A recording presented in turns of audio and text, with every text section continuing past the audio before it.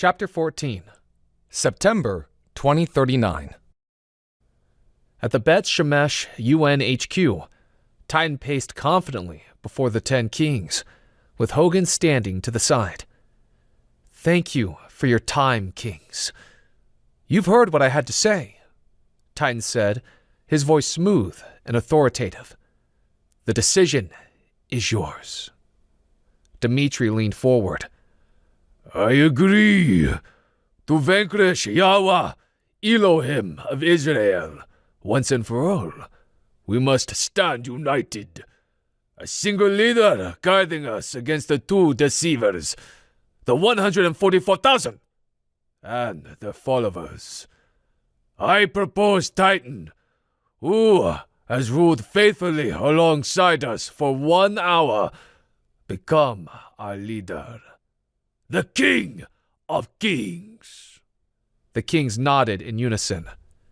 "As decreed, so it shall be," Mazoku declared. In a synchronized movement, the kings inserted their rings into a central panel. The panel glowed with an eerie light as they beat their chests. They stood and raised their fists in a unified salute. "Hail Titan! Hail Titan! Hail Titan!"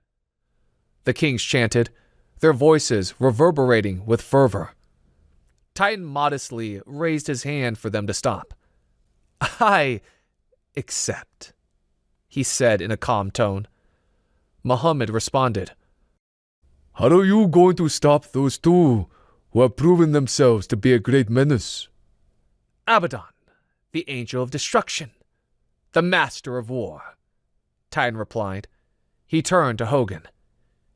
"And find that architect."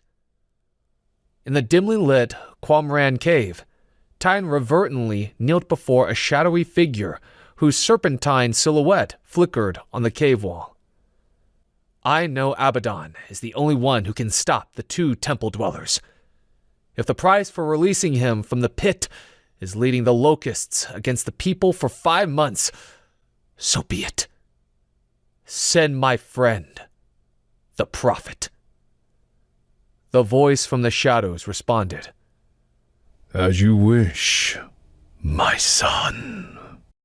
That night, at the edge of Jerusalem, 2 militia soldiers stood guard where the city met the desert. Phoenix arrived, his vehicle stirring up a cloud of dust as he approached. The soldiers saluted him, and he returned the gesture with a nod. "I've got the next shift, Captain," Phoenix declared. "Sir, we've still got 30 minutes left," the militia captain protested. "That's an order, soldier," Phoenix insisted. "Take your things and go home to your families for the night." The captain saluted again, and he and his companion headed back to their vehicle, leaving Phoenix to take their position. Phoenix glanced at his watch, his gaze fixed on the barren expanse of the desert in front of him. The cloud of dust appeared on the horizon, steadily growing larger until it resolved into the shape of a truck. The truck stopped at the edge of the city.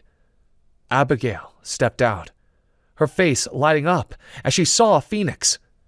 Without hesitation, she ran to him.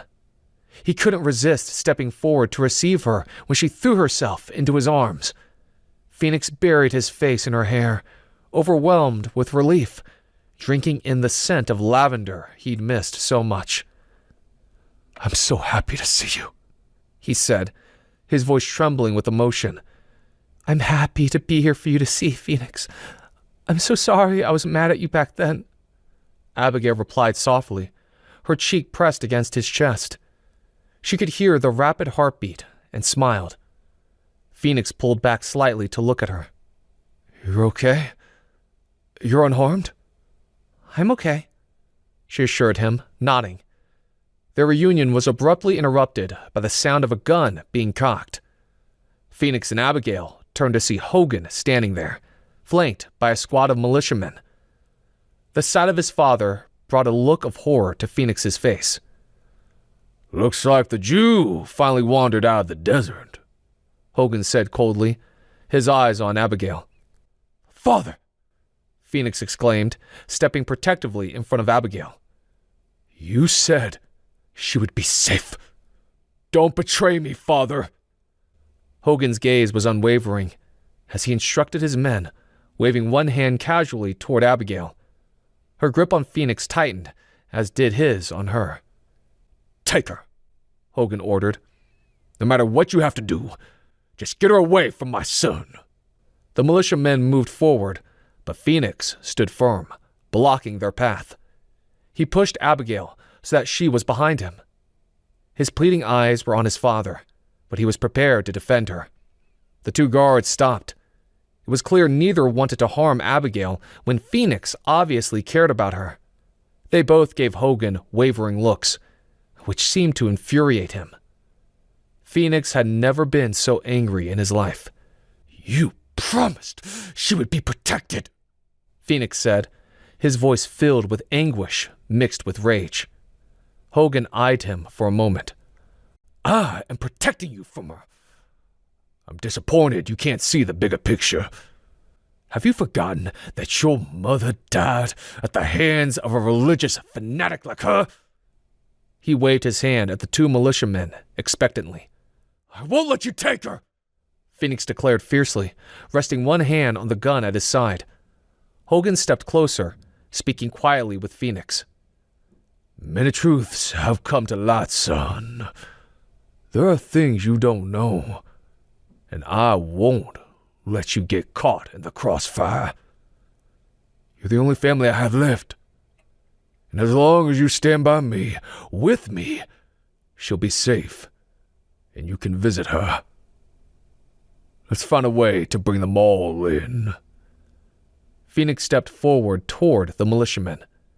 He gave them infuriated looks, but felt a sharp blow just above his right temple, and everything went black.